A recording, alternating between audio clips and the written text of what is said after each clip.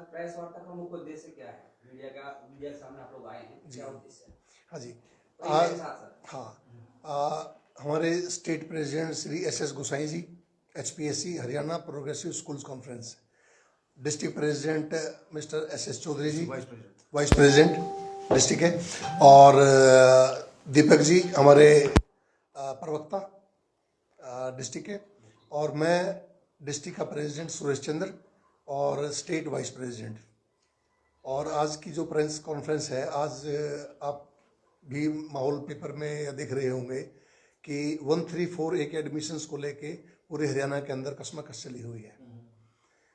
134A 2015 के अंदर applicable हुआ था जब एक जजमेंट आई, और उस जजमेंट के अंदर कोर्ट में उस जजमेंट ने सरकार के लिए भी, स्टूडेंट्स के लिए भी और स्कूलों के लिए भी एक गाइडलाइन बनाई थी कि इस लाइन पे काम करना है, और तब से स्कूल उस गाइडलाइन पे काम कर रहे हैं। सरकार हर साल हर टाइम पे अपनी जो मैकेनिज्म को चेंज कर रही है, और अब की बार पहले एक लेटर आया था कि भाई इस साल आप 134A के एडमिशन्स नहीं होंगे, और जो एडमिशन्स हम लेने होंगे वो हमने जो अपने सरकारी स्कूलों को CBSE स्कूल्स में कन्वर्ट किया उन स्कूलों में लेकर के जाएंगे।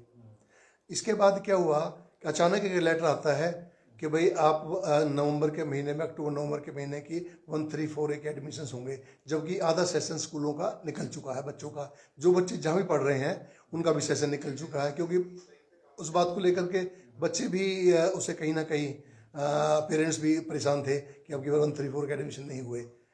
लेकिन कोविड का पीरियड चल रहा था, इसलिए रेगुलर स्कूल नहीं चल रहे थे, तो इसलिए सब शांत थे। उन्होंने कहा ठीक है, एक साल के लिए अगर नहीं हो रहे हैं तो अगले साल हो जाएंगे।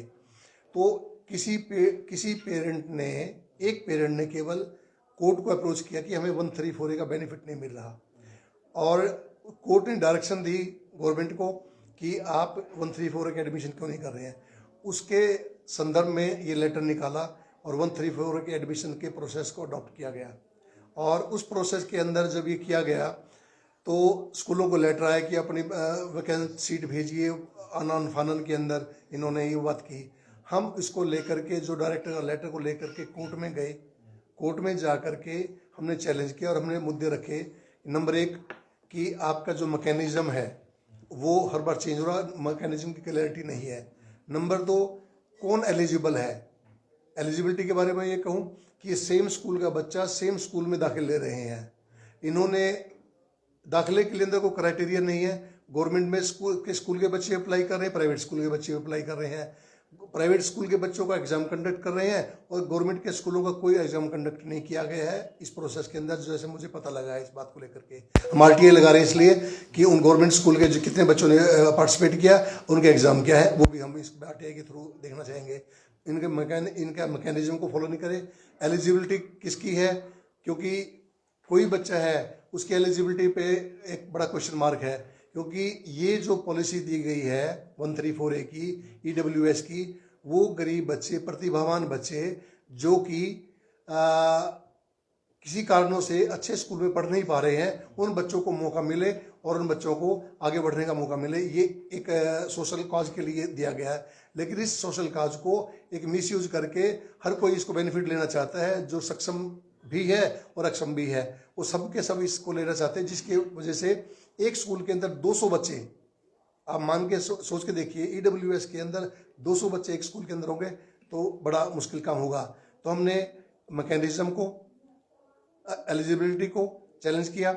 उसके साथ साथ हमने कहा कि आपके जजमेंट के हिसाब से, जो मैंने आपको बताया 4925 जजमेंट है, उसके अंदर सरकार ने बड़ा क्लियर कहा है, कोर्ट ने, कि बच्चों का रिम्बर्समेंट RTE के हिसाब से होना चाहिए। दिल्ली के अंदर 2600 रुपये RTE के मिलते हैं। RTE का मैं आपको बताऊं, जो गवर्नमेंट में एक बच्चे के ऊपर जो खर्च होता है वो हर साल चेंज होता है, वो उसके अकॉर्डिंगली वो फिगर गवर्नमेंट डिक्लेयर करे, वो फीस दे।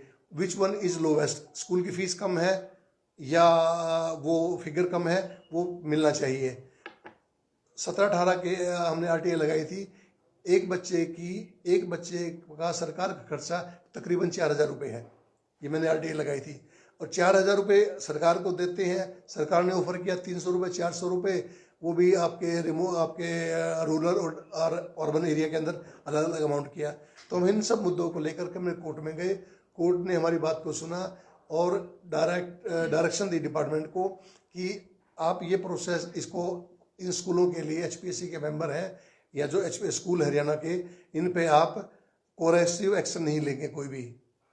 और कोरेसिव एक्शन क्या हो सकता है कि हम एडमिशन नहीं लेते हैं तो सरकार हमारा मान्यता रद्द कर सकती है या NOC ले सकती है।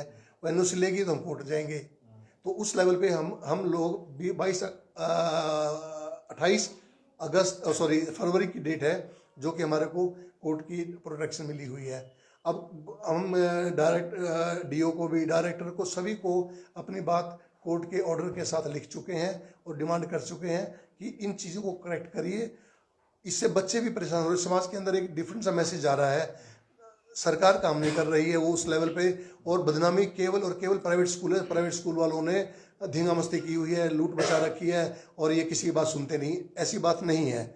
हम ऐसे बच्चों को जो प्रतिभावान बच्चे हैं इस कैटेगरी में आते हैं उनको निश्चित रूप से पढ़ाना चाहते हैं, लेकिन जो गाइडलाइन तय की गई है उस गाइडलाइन को सरकार भी फॉलो करे। उसके अंदर कोई उसका एक आधा परसेंट बच्चा कोई कहीं पर किसी को बेनिफिट एक्स्ट्रा ले जाए, ठीक है, लेकिन उसके अंदर कम से कम एक ट्रूथफुलनेस और एक रियलिटी होनी चाहिए, जो एक मैकेनिज्म ऐसा होना चाहिए जो सबको क्लियर हो।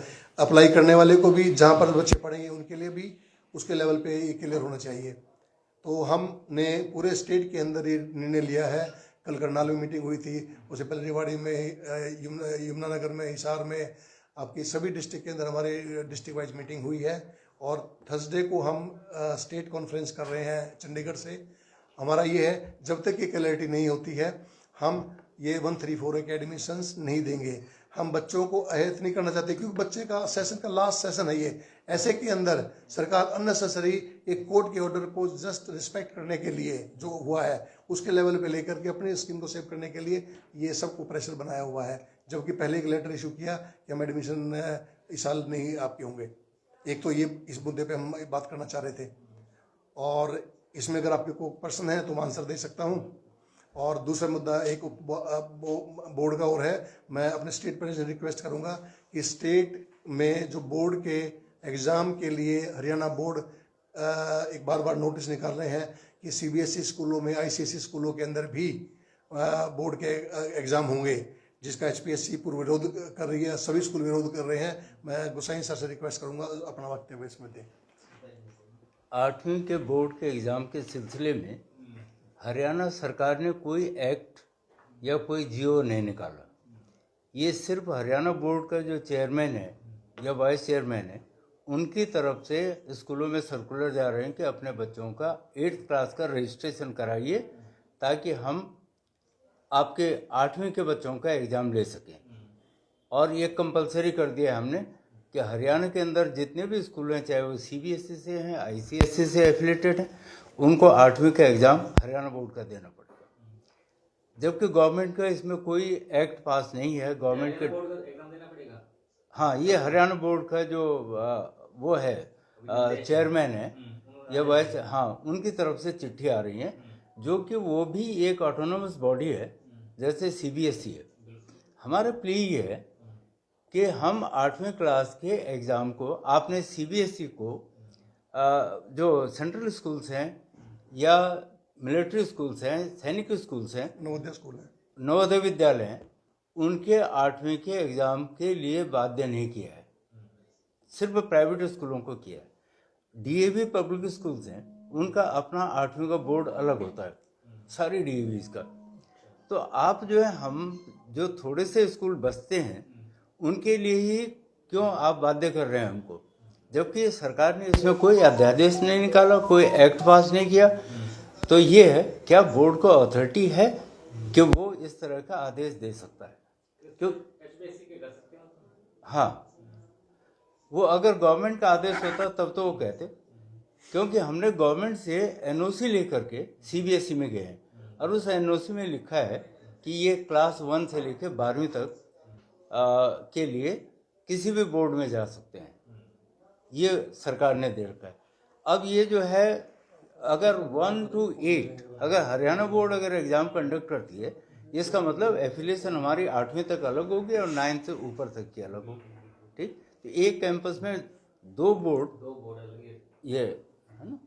अच्छा, तीसरा जो सबसे इम्पोर्टेंट है कि हमारे जो सीबीएसई के एग्ज़ाम्स होते हैं, जैसे आज के लिए हमारे अभी सीबीएसई के सेमेस्टर एग्ज़ाम चल रहे हैं, और हरियाणा बोर्ड जो है आज के लिए कह रहे कि सब 8वीं के फॉर्म भरिए, रजिस्ट्रेशन कराइए। अब उनके एग्ज़ाम जो हैं वो तो अपने एग्ज़ाम को अपने 10वीं और 12वीं के जो बोर्ड के एग्ज़ाम होते हैं उनके साथ को रिलेट कर देते हैं, पर हमारे साथ थोड़े करेंगे। उनका तो 8वीं का एग्ज़ाम चल रहा है, हमारे यहाँ 10वीं का चल रहा है। क्या हम अपने स्कूल बिल्डिंग में उस दिन 8वीं का भी एग्ज़ाम कर सकते हैं जिस दिन 10वीं और 12वीं का चल रहा है? ये अभी तो हम एडजस्ट करते हैं कि अगर हमारे सेंटर में अगर आज 10वीं का पेपर है तो हम अपने बाकी एग्ज़ाम को पोस्टपोन कर देते हैं। लेकिन जब हरियाणा बोर्ड भी एक अपना शेड्यूल भेजेंगे और वो शेड्यूल हमारे सीबीएसई के एग्ज़ाम के साथ अगर क्लैश करेगा तो ये कैसे पॉसिबल हो सकता है? सिलेबस तो उनका सीबीएसई बोर्ड का है, वो सिलेबस तो बात की बात है। हम तो अभी ये कह रहे हैं कि जो हमारी ऑटोनॉमी है, हम अपने एग्ज़ाम को अपने हिसाब से तय करते हैं, क्योंकि हमको 10वीं और 12वीं के बोर्ड के एग्ज़ाम के हिसाब से कि आज हमारे सेंटर में जगह है या नहीं है। अगर नहीं है तो हम नहीं करते हैं। कभी कभी हमको अपने एग्ज़ाम 8वीं के प्रीपोन करने पड़ते हैं सभी स्कूलों में। ये तो इतना बड़ा स्कूल चलाते रहे डीएवी, तो इतने 8वीं के एग्ज़ाम इनके बोर्ड के होते हैं, लेकिन वो भी इस तरह से तय करते हैं कि 10वीं और 12वीं के एग्ज़ाम के साथ क्लैश न करें, सेंटर खाली रहे। तो इस तरह से बोर्ड जो है हरियाणा बोर्ड, वो भी ऑटोनोमस बॉडी है गवर्नमेंट के अंडर में, और सीबीएसई जो है वो भी ऑटोनोमस बॉडी है। ये सारे शिकायत, सारे जो नकल कर रहे हैं तो सीबीएसई की करते हैं, क्योंकि सीबीएसई को माना जाता है ये इंटरनेशनल पेज सेटिंग बोर्ड है, ये सबके लिए उदाहरण है। तो हरियाणा बोर्ड को क्या तकलीफ है कि अगर हम सीबीएसई का एग्ज़ाम कराते हैं? नहीं, क्या ये इनकी सुप्रीमेसी है सीबीएसई के ऊपर?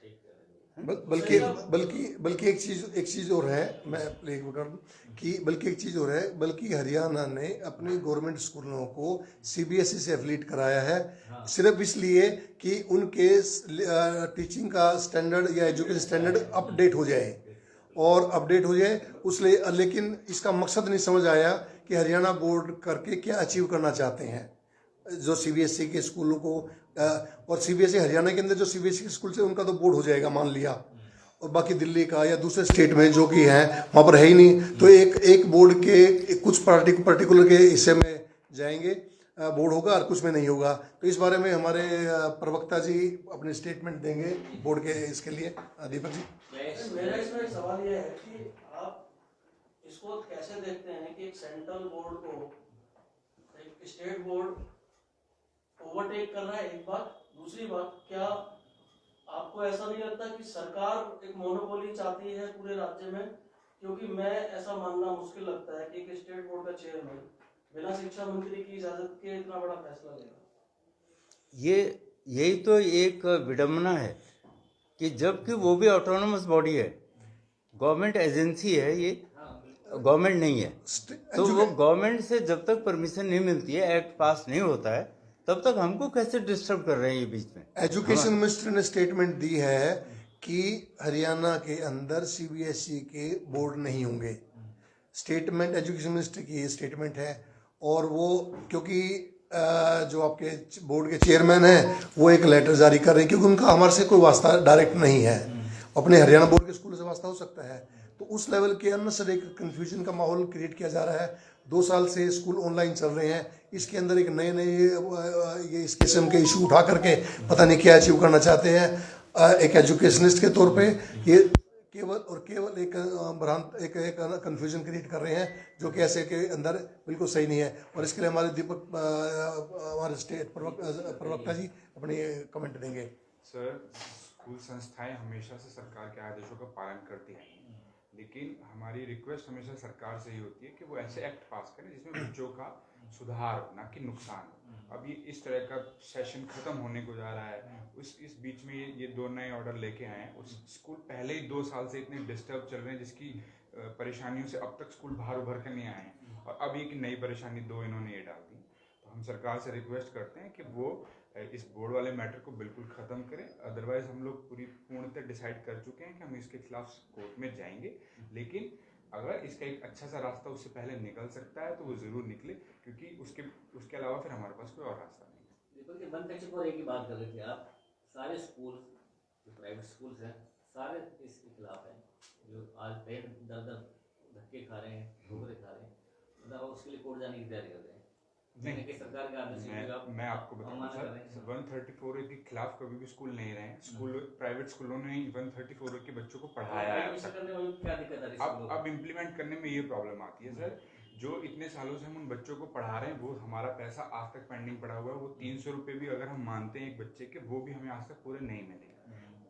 उसको सरवाइव करते हुए हम पढ़ाए जा रहे हैं, लेकिन बीच बीच में ऐसी चीज़ें आ जाती हैं कि अब दिसंबर में अगर बच्चा एडमिशन लेगा तो उसका रिजल्ट कैसा बनेगा कैसा नहीं बनेगा उसकी गारंटी हम कैसे दे पाएंगे। उन चीज़ों का भी सरकार सुधार करे। हम बिल्कुल भी 134 के खिलाफ नहीं है, लेकिन उन बच्चों को पढ़ाना हम चाहते हैं जो रियलिटी में वो डिजर्व करते हैं। उनको नहीं कि जो 200-500 रुपये में सर्टिफिकेट बना के आ जाते हैं और उन पैसे वाले लोगों को हमें पढ़ाना पड़ता है। तो जरूर उन लोगों को हम पढ़ाएंगे, लेकिन सरकार एक तय करे। उसके लिए आप सरकार से एक अपील कर सकते हैं, सरकार को रिक्वेस्ट कर सकते हैं। आप तो डिनाई करने से नहीं, मैं आप लोगों के चैनल के माध्यम से बता दूं, हम बहुत बार लेटर्स HPSC के माध्यम से उनको रिक्वेस्ट कर चुके हैं, उनको सारी चीज़ें स्कूलों की परेशानियां बता चुके हैं, और वो इस तरह की सैकड़ों रिक्वेस्ट हम उनके पास भेज चुके हैं। लेकिन जब वो चीज़ें नहीं आती हैं तब कोई एसोसिएशन या कोई भी स्कूल इस तरह के स्टेप लेने के लिए मजबूर होता है। उनका जो पेरेंट्स हैं जिनके बच्चे एलिजिबल हैं उसके लिए 134A के लिए, उनका क्या होगा? बच्चों का एडमिशन नहीं होंगे 24 तारीख का डेट उसके लिए? नहीं, उसके लिए तो ऐसा है कि HPSC ने अपना स्टैंड क्लियर कर दिया है। हम कोर्ट में जा चुके हैं और कोर्ट, हाँ, नहीं हम नहीं, देखो ऐसा किसी चीज़ का हल निकालने के लिए कहीं ना कहीं आपको स्टैंड लेना होगा, और उसके लिए और आगे के लिए हमेशा एक ठीक रास्ता बन जाए। हम नहीं चाहते कि ये चीज़ लिंगर ऑन हो, ये गलत परंपरा प्रथा चलती रहे। अगर वो करेक्शन गवर्नमेंट के पार्ट में लगती है हमको, क्योंकि हमें बच्चे पढ़ाने, हमें भी उस प्रोसेस का हिस्सा बनाए।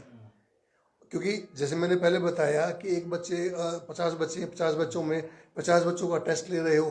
इसका इकोनॉमिकल वीकर सेक्शन का 134A में सबसे बड़ी बात मेरिट कम मीन्स के बेसिस जो बच्चे मेरिटोरियस हों और प्लस वो फाइनेंशियली चैलेंज्ड हो बच्चे, उन बच्चों को ये सुविधा के लिए ये 134A एप्लीकेबल किया गया है। लेकिन इसके अंदर इसकी जैसे बताया कि इसके अंदर जो एलिजिबिलिटी है, इसके अंदर जो कमियां थी खामियां थी, उसी बात को लेके हमें कोर्ट जाना पड़ा, और कोर्ट ने भी हमारे को उसका संज्ञान लिया और हमारे को इसका सरकार को डायरेक्शन दी कि कोई कोरेसिव एक्शन ना लिया जाए। कोर्ट ने ये तो नहीं कहा ना आप एडमिशन मत कीजिए बच्चों के? नहीं, ये तो एक इंटरप्रिटेशन की बात है, इंटरप्रिटेशन की बात है। क्योंकि ये भी कोर्ट ने ये भी नहीं कहा है कि आपको एडमिशन देने ही है। ये तो आपने एक तरीके से कोर्ट में जाकर ये किया है कि आपने जैसे स्टे ले लेते हैं ना किसी प्रॉपर्टी पर, उस तरह आपने इस कानून पर स्टे ले लिया है, आप बच्चों का एडमिशन नहीं करेंगे। नहीं, हमने अपनी बात सारी कह दी। वो था, पर उन्होंने कहा सिंस प्रोसेस इज ऑन, काम चल रहा है इस पर, इसलिए हम इसको बीच में रोकेंगे नहीं। कोर्ट ने कहा प्रोसेस चलती रहेगी, पर सरकार से हम ये कहेंगे कि प्राइवेट स्कूलों में अगर एडमिशन रिफ्यूज़ कर दिया तो आप कोएर्सिव मेथड, कोई ज़बरदस्ती या कोई इस तरह का वो नहीं करेंगे कि आप उनको सज़ा दे रहे हैं। ये था मतलब। उसके साथ साथ ऐसा ना, जब हमने रिट डाली उसके अंदर गवर्नमेंट को नोटिस हुआ है, नोटिस होकर के वो सारे पॉइंट जिनके बेस पे हमारे को ये जजमेंट दिया है, वो सारे पॉइंट कोर्ट में गवर्नमेंट के संज्ञान में लाए गए हैं।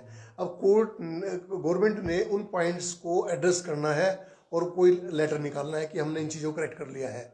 जो करेक्ट करेंगे और हम कहते हैं हाँ जी ठीक हो गई है, ये बातें ठीक हो गई जो हमने डिमांड की थी, तो आगे बात बढ़ेगी। मान लो हमने लेटर डायरेक्टर को भी लिख दिया है उस जजमेंट के साथ और ये रिक्वेस्ट के साथ कि भाई ये चीज़ें आपकी खामियां हैं, इनको ठीक करेक्ट कर लीजिए, तो वो हमारे पास उसका कोई जवाब नहीं आया है। मान लो जवाब आ जाता है, कल जवाब आ जाता है, हम परसों एडमिशन स्टार्ट कर देंगे। चंद्रा जी, जो बोर्ड की बात आप कर रहे हैं जी, बोर्ड 8th क्लास का बोर्ड लेने की, उनके लेटर में कब तक की बात कही गई है और आप कब तक उनको टाइम दे रहे हैं कि चीज़ सॉर्ट आउट करें? देखो ऐसा है जी, बोर्ड की बात है, क्योंकि अगर कोई किसी बोर्ड का चेयरमैन जो हमारा बोर्ड नहीं है वो लेटर लिखता है, उस लेटर का हमारे लिए कोई मान्य नहीं है। नंबर 1, हमारा सरकार, हमारे लिए एजुकेशन डिपार्टमेंट है, ACS हैं, डायरेक्टर हैं, एजुकेशन मिनिस्टर है, अगर उनका कोई ऑर्डर आता है तो उस ऑर्डर को हम देखने के बाद वो कोर्ट में जाना है, क्या करना है, वो बात की बात है।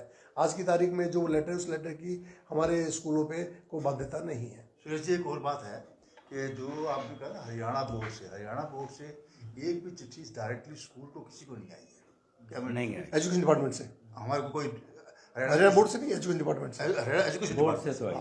हरियाणा एजुकेशन डिपार्टमेंट से जो है हमारे को कोई चिट्ठी नहीं आई। तो ये हरियाणा बोर्ड से भी सर चिट्ठी हमें कोई नहीं आई है। वो कहीं अपना पब्लिकली न्यूज़पेपर के अंदर पब्लिश कर रहे हैं, इस डेट तक आप जमा कराइए, ये अब एक्सटेंड भी कर दी डेट, लेकिन स्कूल को डायरेक्टली कोई अप्रोच नहीं हुआ। नहीं उस सर 134 तो जब आप बच्चों को लेते हो उसका क्या देखते हैं आप लोग? हम कुछ नहीं देखते। सरकार जो भेज देती है, जो नहीं, सरकार भेज देता है, आपने हाँ, नहीं देखो, उसके लिए एक जब जजमेंट हुआ था तो उसके अंदर तय हुआ था कि मैकेनिज्म बनेगा, मैकेनिज्म बना, एलिजिबिलिटी बच्चे की है, कौन बच्चा है उसमें पात्रता बनती है, उस पात्रता के अंदर मैकेनिज्म के अंदर अब गोलदार बना करके बच्चों के एग्जाम कंडक्ट किए, भाई मार्क्स दे दिए। अब जाकर के, क्योंकि हमारे यहाँ पर सिस्टम ऐसा है कि कहीं ना कहीं वो सोचता है कि लो भाई मेरा भी काम चल जाए, मेरा भी हो जाए और फ्री में काम हो जाए, ऐसे सोचता है। लेकिन जब तक इसका एक स्ट्रिक्ट सिस्टम नहीं बनेगा, अदरवाइज ये रिसोर्सेज का वेस्टेज है, गवर्नमेंट का पैसा भी वेस्ट जाएगा और स्कूल की एनर्जी भी वेस्ट जाएगी, और जो जिसको जो बेनिफिट मिलना चाहिए वो मिलेगा नहीं। उसके लिए हम बिल्कुल, अगर मान लो 134A भी ना हो, कोई बच्चा काबिल है, हम प्राइवेट स्कूल यहाँ बैठे हैं सभी के लोग, अगर कोई बच्चा लगता है कि तो मेरिटोरियस है, बच्चा एक्स्ट्राऑर्डिनरी है, उसको हम उसे घर से उठा के ले आएंगे और 100% फ्री में पढ़ाते हैं। ग्रुप से कमजोर हो तब लेकर जाएंगे या पढ़ने में दोनों तरीके से, दोनों तरीके से। आपको कोई एक चीज नहीं मेरिट कमी भाई, उसके अंदर वो पढ़ाई में अच्छा होना चाहिए, बस। ये कैसा फाइनेंशियली बात रिजल्ट हमारा बिगड़ेगा। नहीं, आप गलत बात करें, क्योंकि जो प्रतिभावान बच्चा है उसको मौका मिलना चाहिए। वो मौका गवर्नमेंट भी दे सकती है।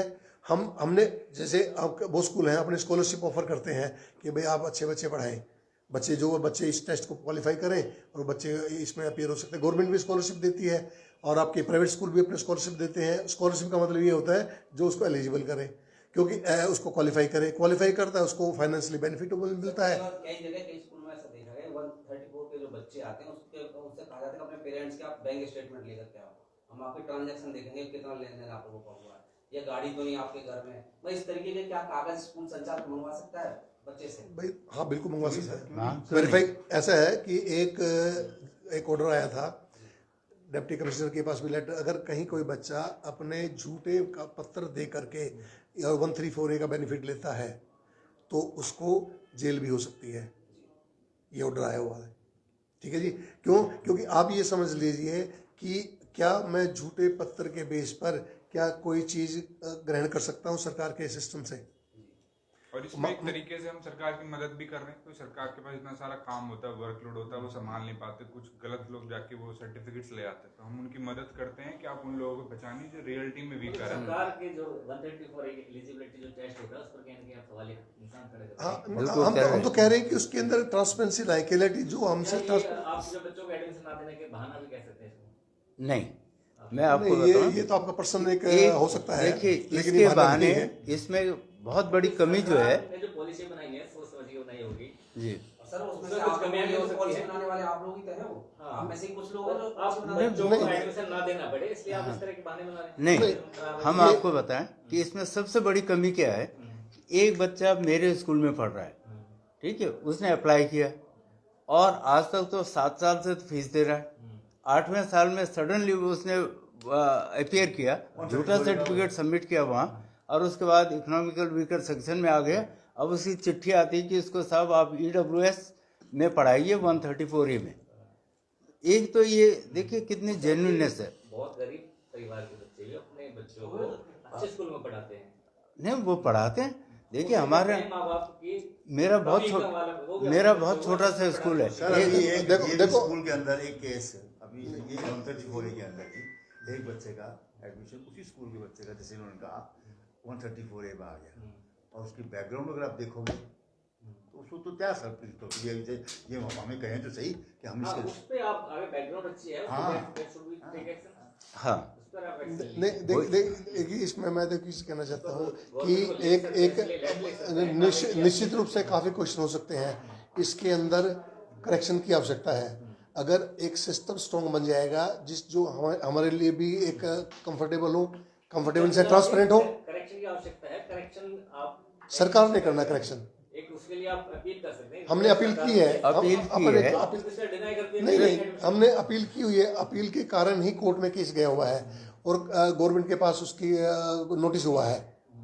तो उस लेवल पे आकर के जैसे ही वो ठीक होगा, आप तो एक बड़ी संस्था है Haryana progressive society school conference, आप कोर्ट चले गए, लेकिन जो बच्चे हैं, पेरेंट्स हैं, वो कहाँ से कोर्ट पेरेंट पहले कोर्ट में पेरेंट ही गया था। उसी ने शुरू किया था। ये पेरेंट ने स्टार्ट किया, उसके बाद गवर्नमेंट स्टार्ट हुई, गवर्नमेंट के बाद हम गए। हम तो सबसे लास्ट में जाने वाले हैं कोर्ट सर में। ये बता दीजिए, गरीब बच्चों के अभिभावक और स्कूल संचालक के बीच में गैप कब खत्म होगा? सीधे तौर पर ये कैसे होगा? मोटे शब्दों में बता दीजिए, जिससे कि सुनने वाले ये सरकार जो पहल करती है, अगर सरकार इन चीज़ों को सॉल्यूशन की तरफ लेके जाएगी, हमारी तरफ से तो गैप बिल्कुल नहीं है, क्योंकि हम दोनों बच्चे पढ़ाने ही हैं। हम तो सारी उम्र बच्चे पढ़ाए हैं, 40 साल से पढ़ा रहे हैं और आगे भी पढ़ाएंगे। बच्चे के पढ़ाने में कोई दिक्कत नहीं है, लेकिन जो हक जिसका मिलना चाहिए उसको मिले। कोई नाजायज कोई इसका कोई फायदा ना उठाए। नहीं एक मैं उसकी बात है, एक आधे की डेफिनेशन क्या होगी, कौन उसको जस्टिफाई करे? एक आधा है ये तो सर स्कूल संचालक नहीं स्कूल संचालक के ऊपर छोड़ा ही नहीं है। ये तो लिस्ट वो लेके आते, नाम लेके आते, हमारे ऊपर हमारे टेस्ट हम नहीं ले सकते, बच्चे से क्वेश्चन हम नहीं कर सकते। जैसे कोरोना काल में भी बच्चे घर बैठ के पढ़े हैं, ऑनलाइन क्लासेस लगी हैं, लेकिन कोई स्कूल ऐसा नहीं जिसने फीस छोड़ी हो। नहीं देखो आप नहीं आप विषय से थोड़ा डिफरेंट चले गए हैं। अगर इस पे कहे तो इसके अंदर भी मैं पूरे डिटेल के अंदर पूरा आपको बता सकता हूँ। नहीं सरकार पे मैं कोई क्वेश्चन नहीं कर रहा। कोरोना ना आपके कहने पे आया ना मेरे कह रही, क्योंकि कोरोना का एक पीरियड आया, एक दुखदाई पीरियड था। इसमें सभी नहीं देखो ऐसा है, पैसे का काम केवल पैसे से चलना है, और स्कूल के अंदर जितनी व्यवस्था है उसकी बजटिंग है, फीस आएगी, आगे वो टीचर को सैलरी जाएगी, बिजली का बिल है, यहाँ जो हम बैठे हैं ये नहीं आप ये आपको पता नहीं आप सर जी नहीं आप ऐसा होता है कई स्कूलों के दिया गया नहीं दिया गया, मैं तो नहीं ऐसा नहीं है। डेफर हुआ हो सकता है, किसी ने डेफर किया हो, किसी ने दिया होगा। मैं इंडिविजुअल स्कूल की बात नहीं कर सकता, लेकिन जो मैं ग्रैंड कोलम्बस की बात कह सकता हूँ।